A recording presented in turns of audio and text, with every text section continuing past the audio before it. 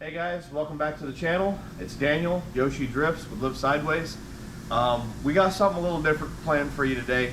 We're always showing the drift cars, us on track. We're always showing, the repairs of the drift cars, the modifications, but nobody ever shows the love that we have to give for our tow rigs. And a lot of us are also more than just drift enthusiasts. A lot of us have street cars, we have lifted trucks, off-roaders, stuff like that. We're really car enthusiasts in many ways than just one. That being said, there's some things on the truck that need to be addressed. Wheel bearings, track bars got some play to it, and my suspension's blown. My shocks are not helping anymore. And typical car guy fashion, if we're going to be replacing it, why not upgrade it? Tires are also bald, and it's winter time, has made the last few tows kind of sketchy. So that being said, we are throwing on a 8-inch long arm BDS lift kit, and we've got some TIS off-road forged wheels and some MT tires, 37 13.5 by 20s that we're throwing on the truck, and we're going to take you along for that ride.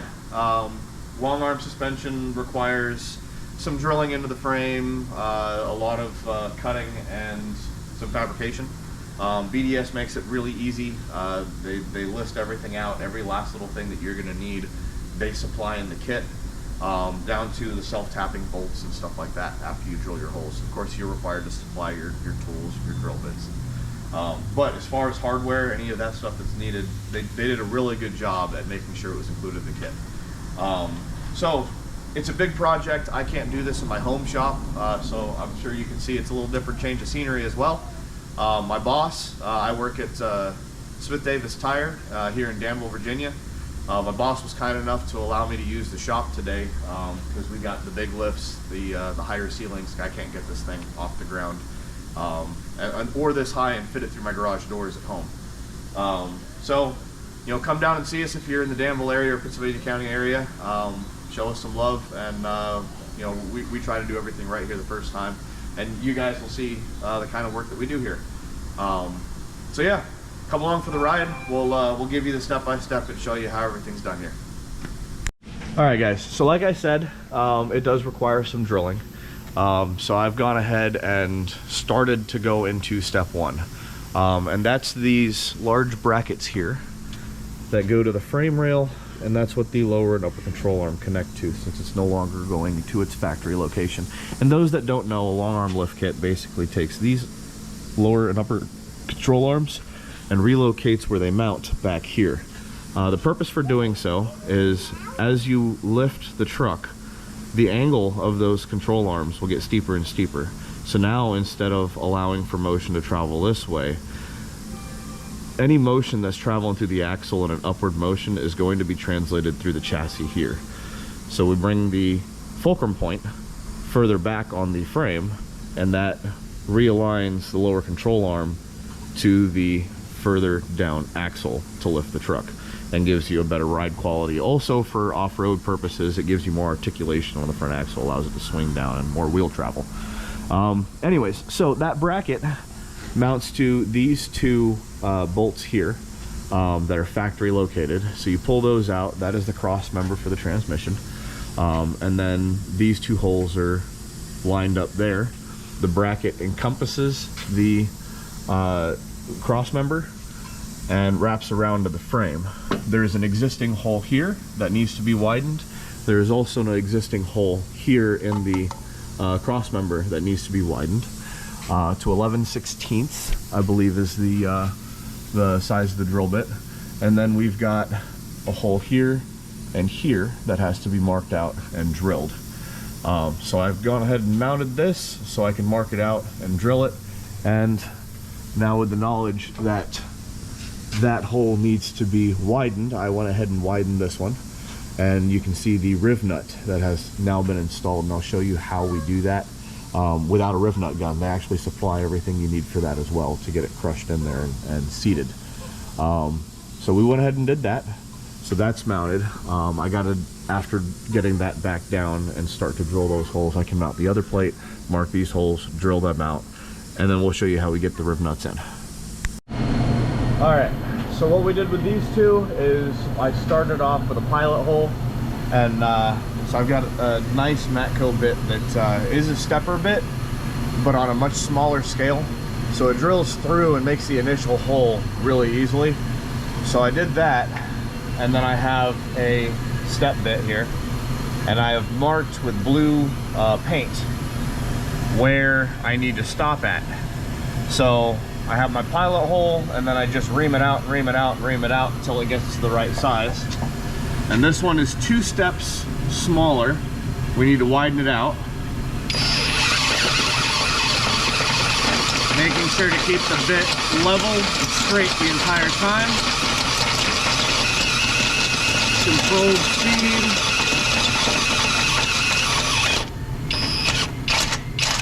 And we stop right there. Slight lip, we'll go it a little further.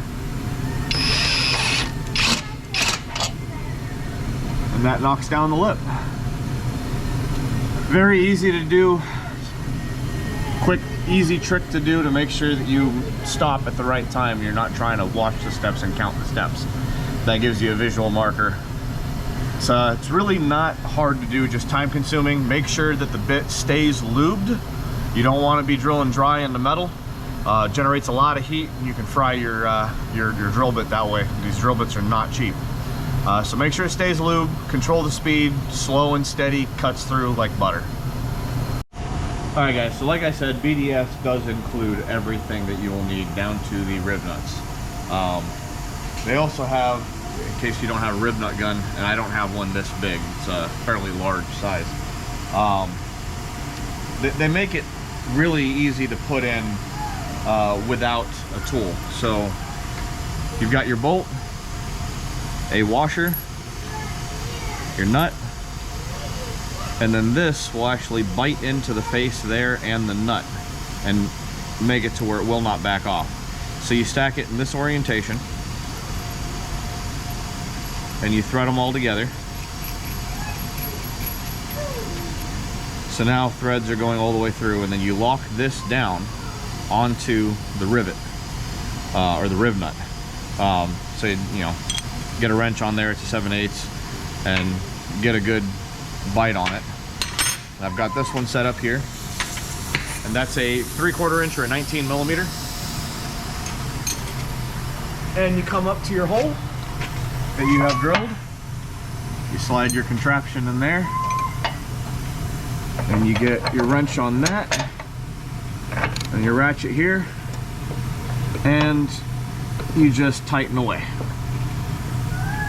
And they give you the torque specs. I go till I feel it crush, and then I'll torque it. So right now it's already starting to bite. You can see it's already grabbing in there, right? So you just damn wobble heads. They work great when you want them to bend, but not great when you want them to go straight. But we just keep tightening this down, and it squishes that rib nut inside the frame there, and we'll leave the threaded portion in there so that you can attach a bolt to the frame. And we're giving there a few good turns here. It gets tighter and tighter along the way. You don't overdo it. And I feel her start to get heavy there, and I'll look up that torque spec, put my torque wrench on there, and torque her to proper specification. All right, so a good thing to do before you start is go through your instruction manual, and I went through and I highlighted all of my my torque specs here, just to make it easier to find later on. So I read through it, got a general idea of what I needed to do, and then I found my torque specs and wrote them down, highlighted them, made sure they're easy to find. So now that we know the torque spec for the 1/2 inch rib nut will be 90 foot-pounds, and it says to do not exceed 100 foot-pounds. So you got 90 foot-pounds, max of 100, so we're not going to exceed that. So we've got our torque wrench, and you don't have to have a digital torque wrench, but it helps. It sure does help. Some of you guys might understand that reference there. Anyways, so I got it set to 90 foot-pounds, and we'll just Bring her on up. We're at 50 there, 52, 58, 67. I'm gonna back off and start again.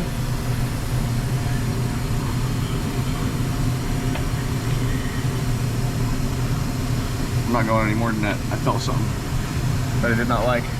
I'll completely flatten the other washer. All right, well, for feeling's sake, I don't like how that felt.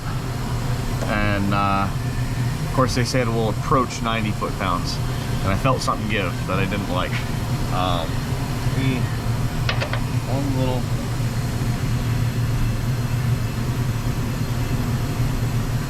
spinning.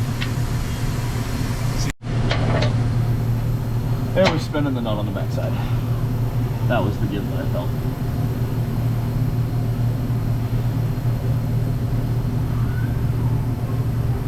All right, we're at 85. That's close enough to 90. I'm satisfied with it. So we'll back her out. We'll show you what the rib nut looks like fully installed. Oh.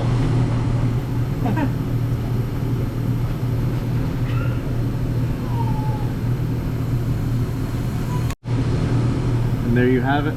Rib nut is installed, and you can see the marks where that splined washer bit into to keep this from spinning. And you can see the threads left behind, and that it's got full compression. You can actually see the thickness of the frame where the buckle is inside there.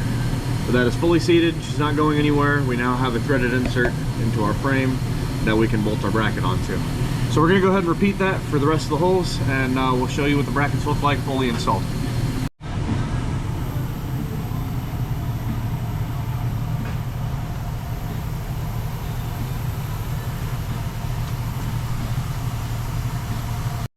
All right, and there she is, all torqued down. These smaller bolts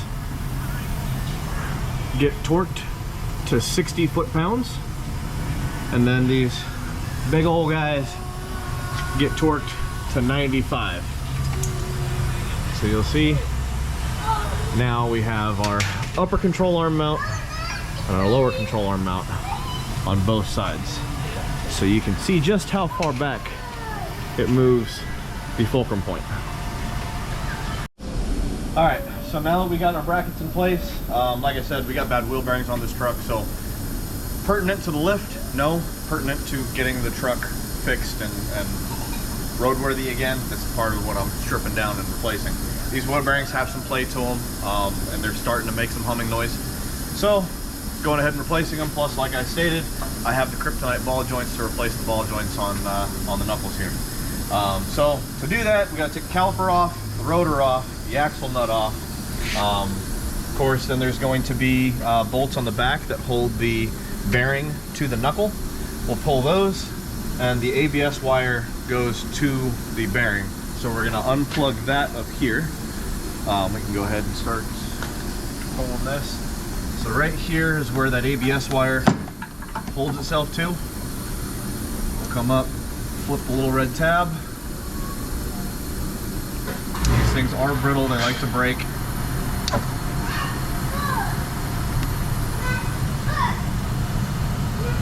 Wow. Yep, like I said, they're brittle and like to break. All right, so I'm gonna fight with that for a little bit, and then we'll come back. All right, so that didn't take as long as I thought. I just sprayed some lubricant in there, was able to push the red tab up, and then got a pick underneath the clip and lifted it up so I could separate the connector. But we got to come through here and pop all the little clips that hold this ABS wire to the brake line. So we make sure when we take down the caliper, we don't pull the ABS wire. And I've already, for the most part, loosened these bolts. They're 18 millimeters that hold the caliper bracket. So there's one. And the second one's a little harder to get. Partially because you're trying to support the weight of a heavy caliper. Where is the ratchet? I think it's on the other side of the throat.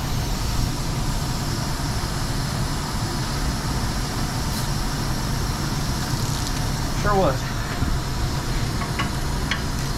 It's easy to get organized when you start. It's hard to keep organized as you work, especially when you're doing big stuff and it's on both sides of the truck. You end up with tools on both sides of the truck. So it's hard to keep track of it, but you do your best. So we'll get that out. Wiggle, wiggle. Last 18 mil out. And I've already compressed the caliper ever so slightly so that it slides on and off the rotor easily. I say easily and it wants to grab some more, but not a problem. And as always, make sure you have a hanger so you don't stress out the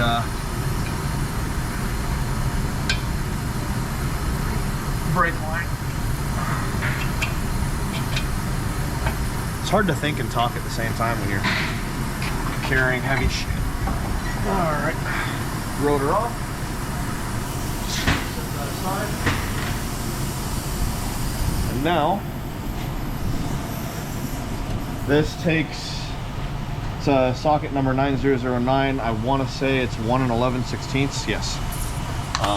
It's a big axle nut. And Dodge Rams with Cummins engines in them are the only thing I've ever used this socket for. All right, so from here, we're gonna go ahead and knock our tie rod down, and then we're gonna get the bolts out on the back side. There's 2 on this side and 2 on this side, both of them holding the knuckle, or the bearing to the knuckle. So we'll go ahead and get those loose and pull this off of here. All right, so before you take your tie rod off, you want to leave your steering still attached for this step. There are 4 bolts that hold the bearing to the knuckle. All 4 of them are 18 millimeters. Hey, Wyatt. Wyatt. You're okay for right now, okay? Anyways, sorry, I got a 2-year-old. So, all 4 bolts are 18 millimeters. Back them off and then reinsert them just by hand, about 2-3 threads, and get yourself about a 6-inch extension and your 18 mil shallow socket. And what you're going to do is you're going to put that on the bolt that goes through the knuckle, and it's going to push against here. So you have a assistant that's in the vehicle. Go ahead and turn it to the right.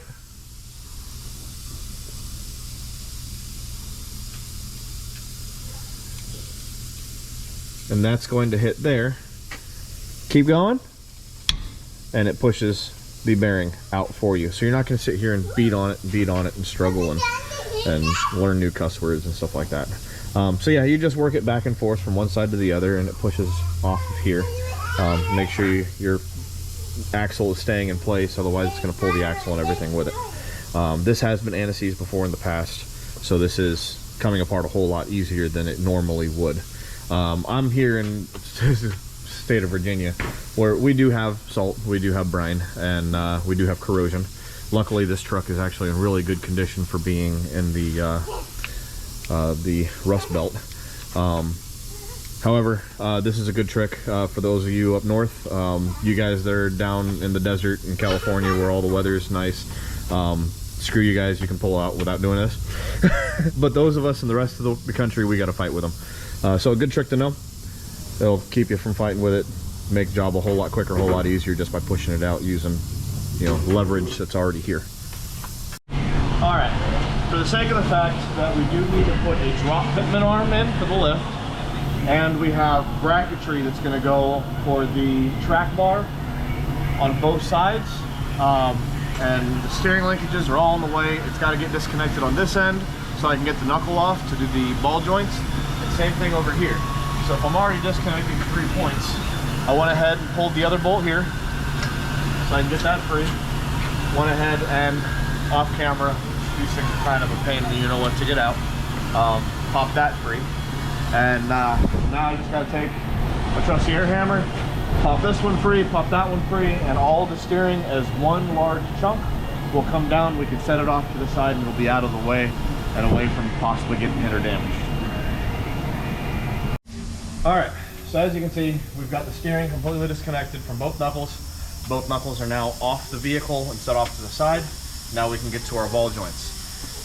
Most of you guys are going to be using an old C style press. Matco makes this, and let me tell you, as a do-it-yourselfer, or working in a shop or anything like that where you're doing this a lot, it gets real cumbersome with those C style, and they never really line up right.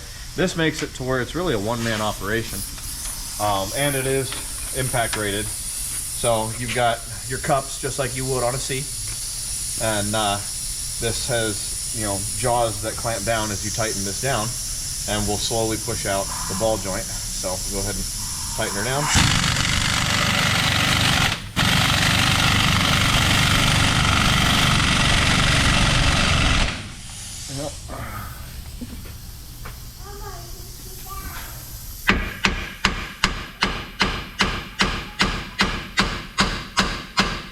You're putting a lot of pressure on there.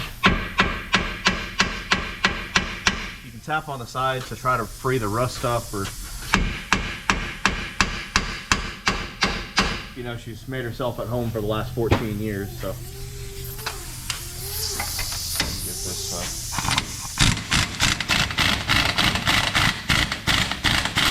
re-centered here. Well, that's all she wants to do.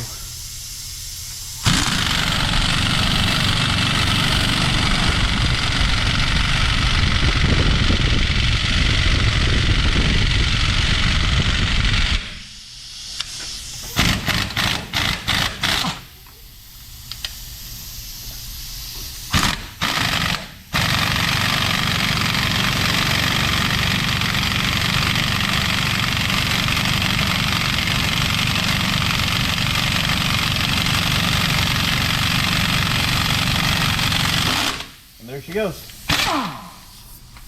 Now we got one ball joint out. We got to do that to the rest of them. Oh, come on, play nice. There we go. So one's out. We got to do that to the rest of the four, and then we can press in our kryptonite ball joints. Kind of the reverse way we just did this. Instead of having a big cup on the bottom and the pusher on top, we'll be pushing from the bottom with a big cup on top, so she'll pop in there, and then there's a C-clip that goes on top of it. All right. So we've got the kryptonite ball joints installed. Moog is good, but I'm putting 37s on this thing, so there's going to be added stresses there. And we all know Dodges, they eat up ball joints like no other. So I figured spend the little extra money and get something quality that's going to last longer and comes with a good warranty. They look damn good. Always make sure you pay attention to the direction of your Zerk fittings. Since all steering is on the front of the axle, there's not a whole lot on the back side. I have it pointed that way, towards the rear of the vehicle. That way in the future, to re-grease these, they'll be easy access and easy to get to. I can just turn the wheel one direction, grease them, turn the wheel the other direction, grease the other side. So yeah, one thing to pay attention to there. Next, what I'm going to do is I'm going to pop the sway bar end link off, because we do have a longer one that's going to be installed, and I'm just going to tighten up this bottom one here. Reason being, we're going to go ahead and put the knuckle back on, the axle back in, and the caliper back on. That way it's being supported and it's not in the way when we do the control arms when we get to them. So I'm going to go ahead and button this back up together again, and the bottom part of this will be installed. I just fear that the rotor will cover it and make it hard to get to, so I'm going to go ahead and do that now.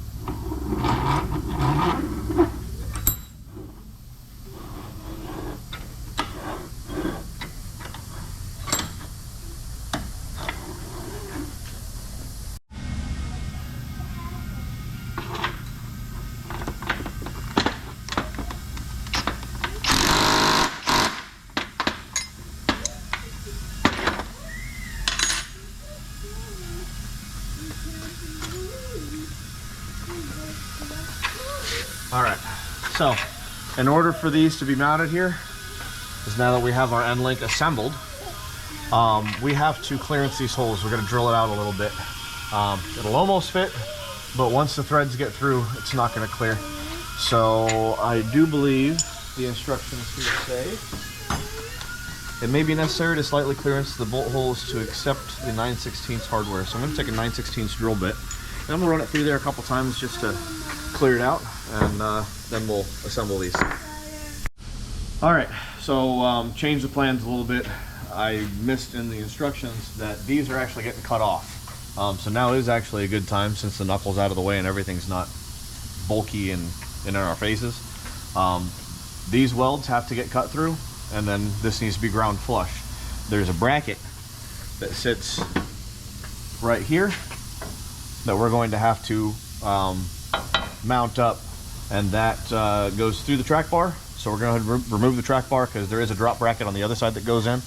We're going to go ahead and take care of that at the same time as well. So that way our cutting and our drilling all get done, and then we can mount these back up, reconnect the track bar, and it'll keep the axle centered when we go to put the coils and disconnect control arms. So we're going to go ahead and whack these off and get these brackets mounted up.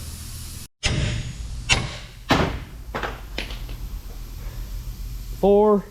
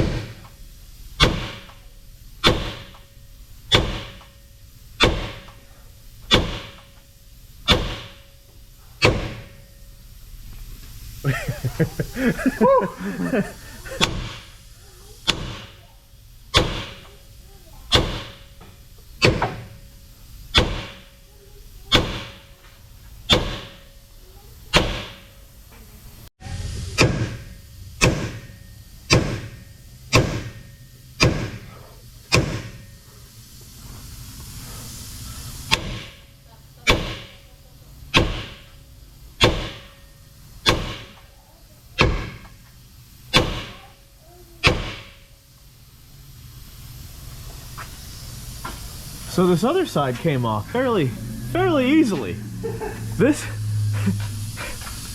Somebody really welded this one on, and this was like dude's last day.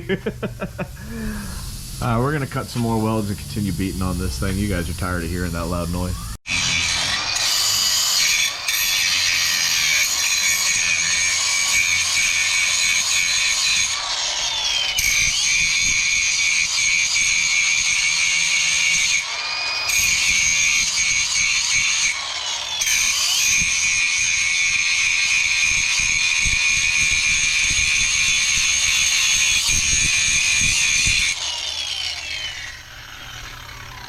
All right, so now that we've gotten rid of those hideous welds, she's nice and smooth and flat. We make sure we got good flush fitment there. Now that we verified that that will sit nice and flat and tight, no bumps or anything, we've got some undercoating spray here. Like I said, we're in the rust belt. You don't want it to rust. So we spray that, we let it dry while we grind the other boogered welds, and do the same thing over there, and then we'll get these brackets mounted up. All right, so now that we have the undercoating dry enough, I just hung the track bar here so I got the right direction and everything. But what we do is we line up the original bolt hole for the track bar, and then we mark the center of the hole here, because that needs to be drilled, and we do the same thing on the other side, and I've already dimpled it, and that hole is going to get drilled to 1730 seconds. So where is the jar of lube? Never go in dry, guys, never go in dry. Lube it first, even if it's just the tip. All right, wow, that didn't hold center. There we go.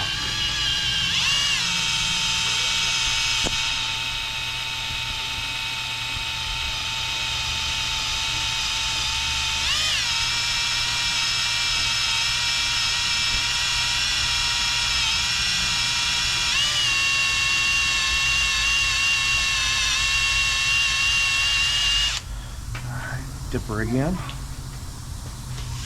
Do not want to overheat the tip.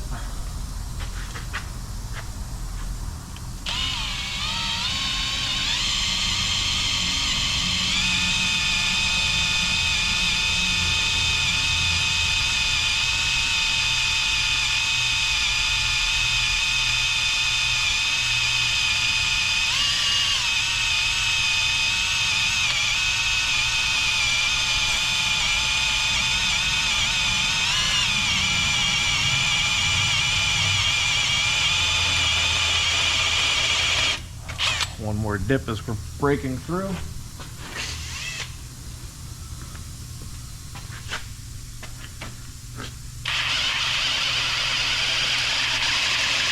right, dip is through.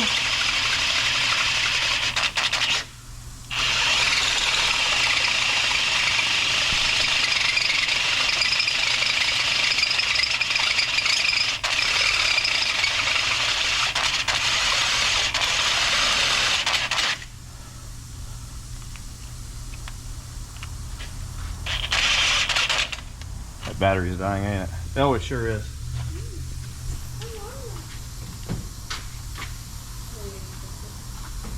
All right. Back for the fracking.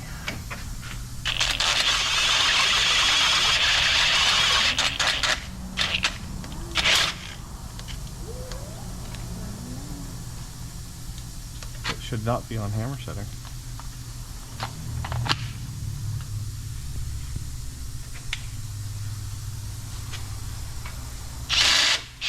Yeah, why is it on hammer setting? Alright, well, we're through. One more. So another thing, it's not really pertinent to the lift again, but when you start going this tall, you experience bump steer, and you actually, and these Rams are known for it, there'll be some flex in the frame that the gearbox bounce up to. So what this does is it attaches underneath the sway bar on each side, and there's a different pitman arm nut that it comes with that has this stud that comes through a bearing that goes to the bottom of the brace. So here's our drop pitman arm that came with the BDS lift, and then this is possibly going to be different on your truck unless you're also doing the same thing. This is the steering gearbox brace.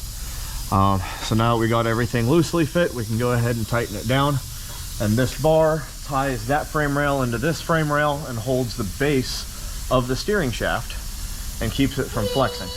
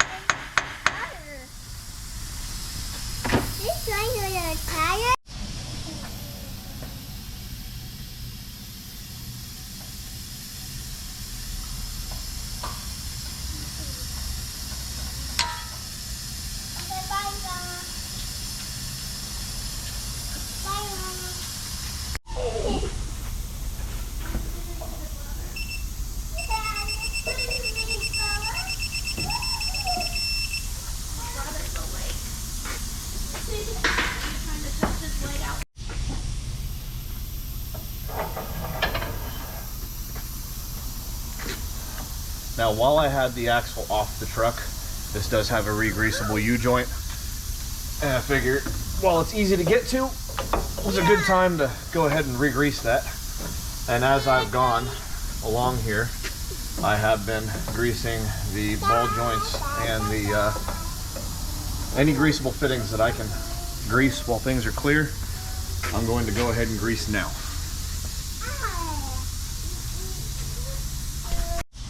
All right, so we got both sides done, at least back together again for the spindles. So knuckles are back on, wheel bearings are back on, everything's torqued to spec. I got my cotter pins where the cotter pins need to be. All greasable joints have been greased. So next up, oh, forgot to mention, we also went ahead and put the drop bracket in for the track bar. Just started the bolts, kind of hold it in place because we are going to start lowering this axle down now so we can fit the larger springs. But first things first, we do need to get our control arm started. So we're going to drop the lower control arm off and fit the lower control arm, and then quite possibly we'll be dropping the upper control arm off and mounting the new upper control arm. We're going to do that to both sides. I've already taken off the bolts here, so we're going to go ahead and pop that free. There is going to be some pressure here just due to the direction the axle wants to swing. So keep that in mind. Now the other arm is still connected, so there's not going to be a massive release.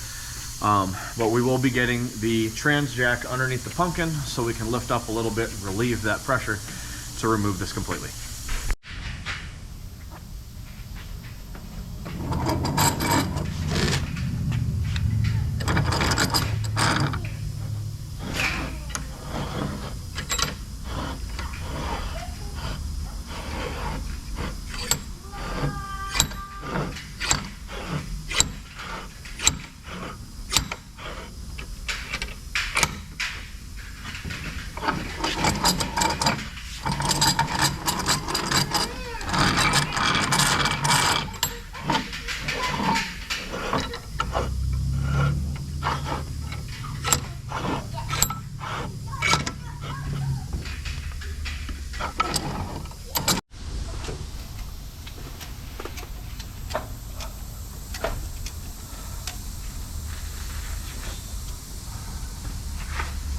Oh, it's that twist. We really need to lower the other side. So I know it's been a little bit. We got a lot done, kind of because it all has to be done at the same time. The axle had to be rotated just right to get these arms to line up and the bolt holes to line up. Also, like I said, we live in the Rust Belt, so I had to cut 2 bolts, and unfortunately they are the cam bolts that are for controlling the caster. So right now I just temporarily have these. I have the new bolts ordered. They won't be in until later this week. However, we can still finish the job, and when these bolts come in, we can pop them out one at a time and put the cam bolts in and then align the truck. The truck's not going anywhere. It's staying here at the shop until we get the alignment done. So no harm, no foul. We have the bolts on order, just waiting for them to come in. Went ahead and got the springs in, Fox shocks mounted in. So now everything's actually holding its own weight up front. Went ahead and rerouted the brake line. They give these brackets here. You got your bolt and nut that hold the bracket to the original bracket. I did spray some lubricant here so that I can slide the brake line through here to give it the slack it needs. And then I went ahead and routed the ABS cable, and that'll plug back up where factory was. And it's convenient. I don't have to extend brake lines, and they gave everything we needed for it. Good thing to do, disconnect the drive shaft. We accidentally popped the slip yoke out and had to realign it and pop it back in. Thank God it went right back in where it's supposed to. So yeah, everything is getting buttoned up here. You can come around and take a look at all the bracketry, how we've gone so far. And we'll go ahead and get this clipped in where it needs to be. This really should be further up. There we go.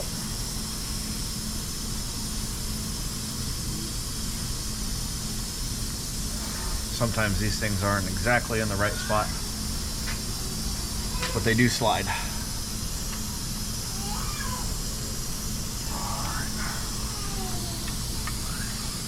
Need to make sure there's enough slack there for turning the wheel. Wow.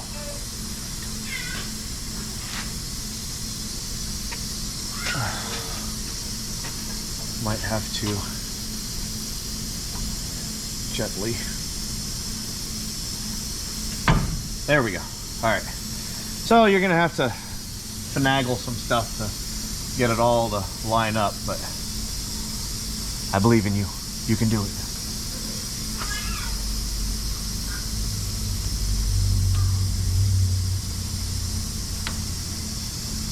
So all these have to slide.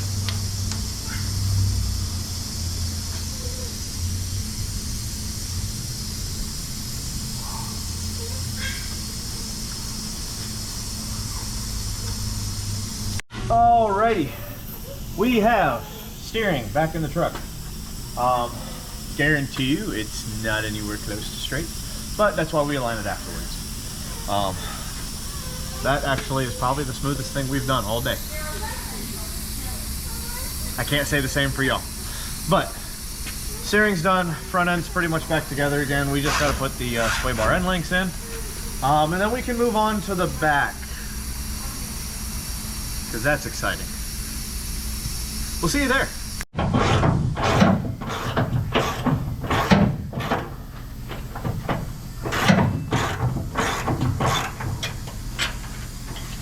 Alright, so we got the bolts out of the rear of the leaf spring. We already got the one loose on the front. Now we gotta take loose these four for the U-bolts, drop the U-bolts off, smack this top plate up, and we can remove the leaf spring. And you can see over here we've already done so. We've got the new leaf spring in, plate on, new U-bolts on, trimmed. We got connected up front. They even mark front so you can't get that mixed up. Got the shock mounted here. So we just got to duplicate this onto the driver's side.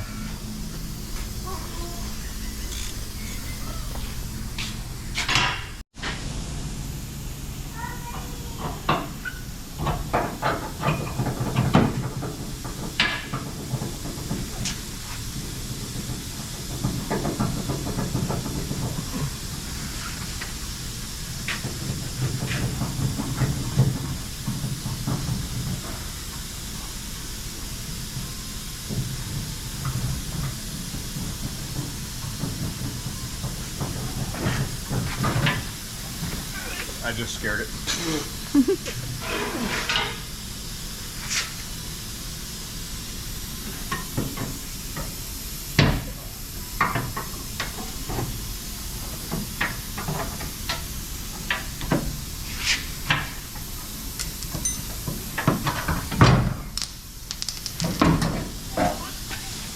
Lost my nut space right there.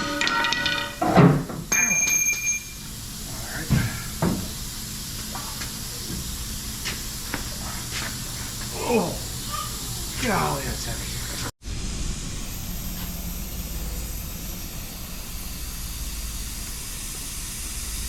Ready?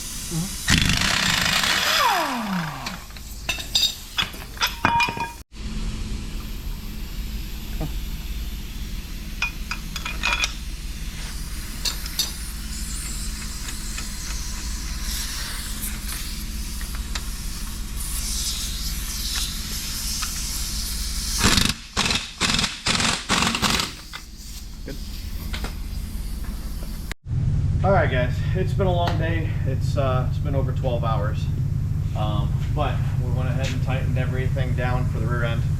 Leaf springs are on both sides. Shocks are on both sides. We went ahead and clearanced all the brake lines and e-brake cables. They had to be rerouted. One thing, I do not have enough space to do the transfer case drop. There's a relocation and there needs to be 3 inches here. I only have 2.5. That being said, I would end up hitting my cross member. So they say you're better off not putting it on if you're gonna make contact. However, they did supply a front drive shaft spacer for those of us that cannot put that relocation or the indexing kit in. So it's just 4 bolts, and it comes with new hardware. They're 7/16. Got that all tightened in, and got everything on the front greased, and the wheels are on. Everything's torqued down, and now she can begin her descent. She'll finally take her own weight, and we'll see just how she sits when she hits the floor. Excuse the messy table. Tools everywhere. Alright, watch the front pucks as we come down. My side's clear.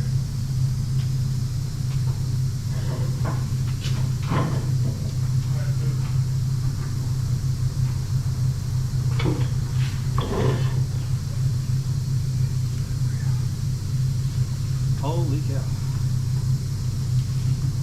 Now, of course, she's going to settle, so she will drop down just a little bit more.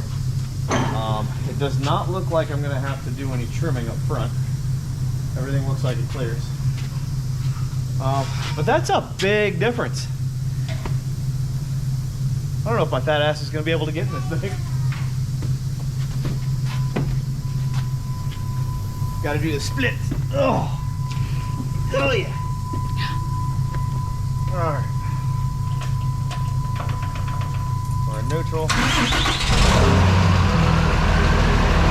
Watch the front wheels.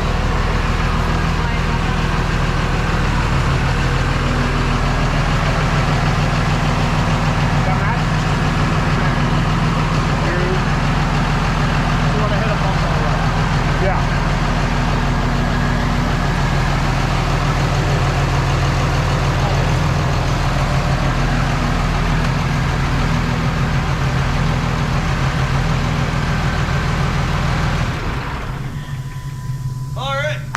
That's a long drop. Well, she went from just a loud shopping cart with them itty bitty little stock wheels over there to yee yee. Yeah, I like it. She looks good. I like the wheel choice. I like the tire choice. Why are you looking at me? Look at the truck. That's much better looking. I'll break the camera. But yeah, like I said, something a little different for you guys. I know you guys see a lot of the drift cars, so wanted to change it up a little bit while I did this. And I hope that was a good enough how-to. I know we did jump through some stuff just for the sake of, it is a lot of, bunch of things have to happen at the same time. So, hope that gives insights to anybody who may be willing or wanting to install this lift. Again, these are 20 by 12. And I want to say it's a 4.5 back spacing. And they are 37/13/5 20s. These are the Hercules. What do they call these? They're the TIS wheels. But yeah, next one you see, we'll probably be working on the drift car. I got to put a door on my passenger rear.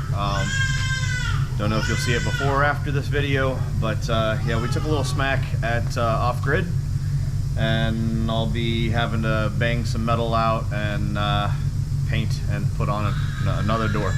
I get to sabotage another one of the parts cars. So, we'll catch you on another one. Again, big thanks to my boss for letting me use the facilities here at Smith Davis. Hope you guys learned something. Hope you guys appreciate the change up in pace. We'll see you on the next one.